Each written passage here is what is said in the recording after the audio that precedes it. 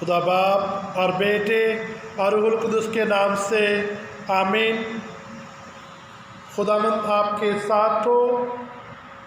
ہمارے لیے آج کی خوشخبری مقدس متی کے انجیل کے مطابق اے خداوند تیری تمجید ہو، اس کے 11ویں باب میں سے ہم سنتے ہیں 25ویں آیت سے لے کر 30ویں آیت تک۔ اس وقت یسوع کہنے لگا، اے باپ آسمان اور زمین کے خداوند، میں تیرا شکر کرتا ہوں کہ تو نے ان باتوں کو داناؤں اور عقل مندوں سے چھپایا اور چھوٹوں پر ظاہر کیا۔ ہاں اے باپ، تجھے ایسا ہی پسند آیا۔ میرے باپ سے سب کچھ مجھے سونپا گیا اور کوئی بیٹے کو نہیں جانتا سوائے باپ کے، اور کوئی باپ کو نہیں جانتا سوائے بیٹے کے اور اس کے جس پر بیٹا ظاہر کرنا چاہے۔ اے سب تھکے ماندو اور بوجھ سے دبے ہوئے، میرے پاس آؤ، میں تمہیں آرام دوں گا، کیونکہ میرا جوا اٹھا لو اور مجھ سے سیکھو، کیونکہ میں حلیم اور دل کا فروتن ہوں، تو تم اپنی جانوں کے لیے آرام پاؤ گے، کیونکہ میرا جوا نرم اور میرا بوجھ ہلکا ہے۔ انجیل مقدس کے وسیلہ سے ہمیں سارے کی خطائیں معاف کی جائیں۔ اے مسیح تیری ستائش ہو۔ مسیح میں میرے عزیز بھائیوں اور بہنوں اور پیارے بچوں، آج سال کے دوران 14واں اتوار منایا جاتا ہے، اور آج اس اتوار کی جو خاصیت ہے وہ اس حوالے سے ہے کہ خداوند یسوع مسیح آج کی انجیل مقدس میں اپنے باپ سے شکر گزاری کی دعا کرتے ہیں، اور اس کے ساتھ ہی خداوند یسوع مسیح ہمیں دعوت دیتے ہیں۔ آج کی تینوں تلاوتوں کو اگر مد نظر رکھا جائے تو یہ موضوع ہمارے سامنے آتا ہے، دعا اور دعوت۔ آج کی یہ تلاوتیں خداوند یسوع مسیح کی شکر گزاری کی دعا، یسوع کی شخصیت اور اس کی دعوت کے متعلق واضح طور پر بات کرتی ہے۔ آج کے انجیلی اقتباس کو ہم 2 حصوں میں سمجھ سکتے ہیں۔ پہلا حصہ 25 سے 27ویں آیت، اس میں خداوند یسوع مسیح ایک مختصر شکر گزاری کی دعا کرتے ہیں۔ اس دعا میں یسوع مسیح اپنے باپ کے بارے میں ذاتی خطاب کرتے ہیں اور ان سے بات چیت کرتے ہیں، اور یہ کہتے ہیں کہ اے باپ آسمان اور زمین کے خداوند، میں تیرا شکر کرتا ہوں۔ شکر گزاری مختلف موقعوں پر کی جاتی ہے، بچے کی پیدائش پر، تندرستی پر، اناج کے اکٹھے کیے جانے پر، فصل کے کاٹنے پر، وبا یا آفت سے بچاؤ پر، اچھی جاب ملنے پر، خوشحالی ہونے پر، اور دیگر بہت سارے مواقعوں پر شکر گزاری کی دعا کی جاتی ہے۔ آج جب خداوند یسوع مسیح یہ شکر گزاری کی دعا کرتے ہیں تو وہ اپنے باپ کے ساتھ ڈائریکٹلی یا سیدھے طور پر اس کے ساتھ اپنے اس رشتے کو واضح کرتے ہیں۔ اس دعا میں خداوند یسوع مسیح نے جو خاص بات شکر گزاری کے طور پر کہی کہ تو نے ان باتوں کو داناؤں اور عقل مندوں سے چھپایا اور چھوٹوں پر ظاہر کیا، اس سے مراد یہ ہے کہ یسوع اپنے زمانے کے فقیوں اور فریسیوں کو، جو اپنے آپ کو دانا اور عقل مند تصور کرتے ہیں، جو تکبر سے بھرے ہوئے ہیں اور جو شریعت کا بوجھ دوسروں پر ڈالتے ہیں، اور شریعت میں بہت ساری جو ایکسٹرا یا اضافی مذہبی بوجھ دوسروں پر ڈال کر خوشی محسوس کرتے ہیں، دوسروں سے اپنے آپ کو سپیریئر جانتے ہیں، اور عقل مند سمجھتے ہیں۔ ایسے لوگوں کے لیے خداوند یسوع مسیح نے کہا کہ اے باپ، میں تیرا شکر کرتا ہوں کہ تو نے یہ باتیں دناؤں اور عقل مندوں سے چھپائی اور چھوٹوں پر ظاہر کیا۔ جب خداوند یسوع مسیح چھوٹوں کی بات کرتے ہیں تو اس سے مراد یہ ہے کہ خداوند یسوع مسیح کی بشارت غریبوں سے ہے، حاشیہ بردار لوگوں سے ہے، دکھی انسانیت سے ہے، اور اس نے چھوٹے لوگوں کو زیادہ اہمیت دی۔ بائبل کی زبان میں چھوٹے سے مراد ایسے لوگوں کی ہے جو خداوند یسوع مسیح کی اور خدا کی آواز کو سنتے ہیں، قبول کرتے ہیں، اس کے پیچھے ہو لیتے ہیں۔ متی کی انجیل اس کے 19ویں باب اور اس کی 13ویں اور 14ویں آیت میں یوں مرقوم ہے، خداوند یسوع مسیح اپنے شاگردوں کو یہ کہتے ہیں کہ بچوں کو میرے پاس آنے سے منع نہ کرو، کیونکہ آسمان کی بادشاہی ایسو ہی کی ہے۔ اس دعا میں یسوع اپنے باپ کے ساتھ اپنے ایک مضبوط رشتے کی بات کرتے ہیں کہ باپ نے سب کچھ اسے سونپ دیا ہے اور وہ اور باپ ایک ہے۔ آج کی انجیل مقدس کا اگر دوسرا حصہ دیکھیں جو 28ویں سے 30ویں آیت تک ہے، اس دوسرے حصے میں 3 باتیں ہمارے سامنے واضح طور پر آتی ہیں۔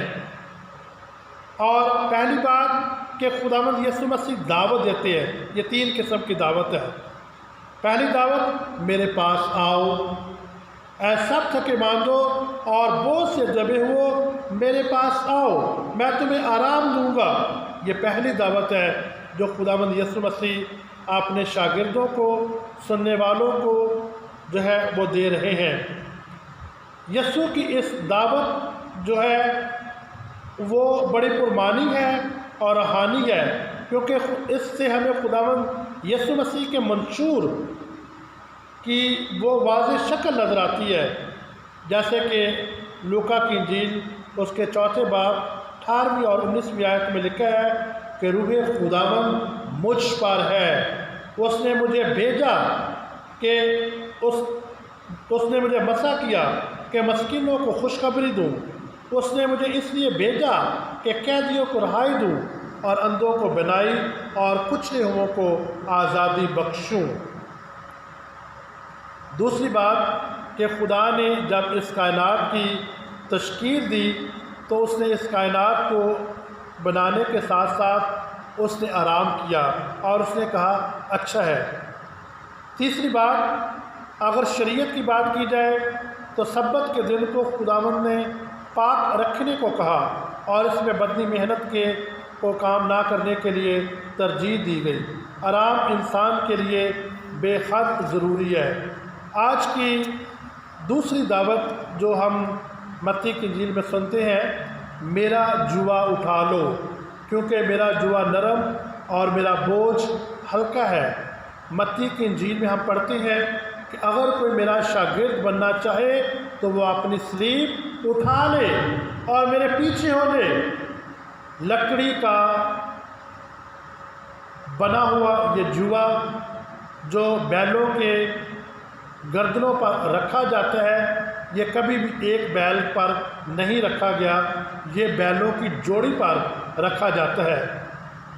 یسوع اور حضرت یوسف یہ باپ اور بیٹا پیشے کے حوالے سے ترخان تھے، اس لیے وہ اس کام سے وابستہ تھے۔ اس لیے خداوند یسوع مسیح نے اپنے اس پیغام میں جوے کا جو خطاب ہے یا لقب ہے یا سمبل ہے وہ استعمال کی، کیونکہ وہ اس کے بوجھ اور اس کی عظمت سے بخوبی واقف تھے۔ میرا جوا اٹھانے سے مراد ہے کہ جب ہم یسوع میں استباق پاتے ہیں، اس کے شاگرد بنتے ہیں، اس کے فرزند ٹھہرتے ہیں، تو یہ جوا ایک نہیں بلکہ 2 شخص اٹھا سکتے ہیں، یعنی ہم یسوع کی محبت میں پیوست ہو جاتے ہیں، ہم طاق کے ساتھ جڑ جاتے ہیں اور ایسی ڈالیاں ٹھہرتی ہیں جو پھل لاتی ہیں۔ میرا بوجھ ہلکا ہے، اس سے مراد یہ ہے کہ ہم اس کی اپنی محبت اور شراکت میں ایک ہو جاتے ہیں۔ خداوند یسوع مسیح جو ہم سے محبت رکھتے ہیں وہ ہم پر بھاری بوجھ نہیں ڈالنا چاہتے، اور بھاری بوجھ دراصل محبت کے ساتھ ہی قبول کیا جاتا ہے۔ یسوع دراصل خدا کی اس شریعت کو اور اس قانون کو صحیح معنوں میں دیکھنا چاہتے ہیں، اس لیے اس نے فقیوں اور فریسیوں کے اس بھاری بوجھ کو جو انہوں نے لوگوں پر لادا ہوا تھا اس سے انہیں آزاد کرانا چاہتے ہیں۔ اس لیے خداوند یسوع مسیح نے بااختیار ہوتے ہوئے ایک نیا حکم یعنی حکم عظیم دیا، اور یہ حکم جو ہے پڑوسی اور خدا کی محبت کا حکم جو ہے وہ ٹھہرتا ہے۔ انسان مختلف وجوہات کی بنا پر بوجھ کے نیچے دب جاتا ہے۔ مثال کے طور پر اگر کسی کام میں یا بزنس میں ناکامی ہو جائے، شادی شدہ زندگی میں مسائل آ جائیں، گھر میں روپے پیسے کی کمی ہو جائے، صحت بگڑ جائے، بیماری گھر کر لے، بچے جو ہیں وہ اپنے والدین کا کہنا نہ مانیں، یا عمر سیدھا ہو جانے کی وجہ سے، یا اس طریقے سے بہت سارے مسائل کی وجہ سے جو ہے وہ انسان جو ہے وہ بوجھ کے نیچے دب جاتا ہے۔ ہمارا خداوند یسوع مسیح ہمیں ہر اس بوجھ سے آزادی اور رہائی دلوانا چاہتے ہیں۔ آج کی پہلی تلاوت میں ہم پڑھتے ہیں کہ زکریا نبی جو ہے وہ یہودیوں کی بات کرتے ہیں، وہ یہودی جو فلسطین کی سرزمین پر یونانیوں کے تسلط میں تھے، انہیں امید دلواتے ہیں کہ ایک ایسا مسیح آئے گا، ایک ایسا بادشاہ پیدا ہوگا جو بادشاہوں کا بادشاہ ہوگا، اور اس کی صفت یہ ہوگی وہ حلیم ہوگا، وہ گدھی کے بچے پر سوار ہوگا۔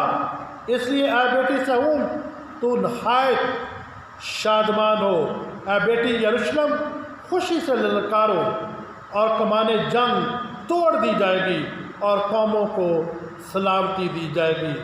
یسوع کی موجودگی میں ہر دکھی، پریشان اور درد سے بھرا ہوا تسلی پائے گا۔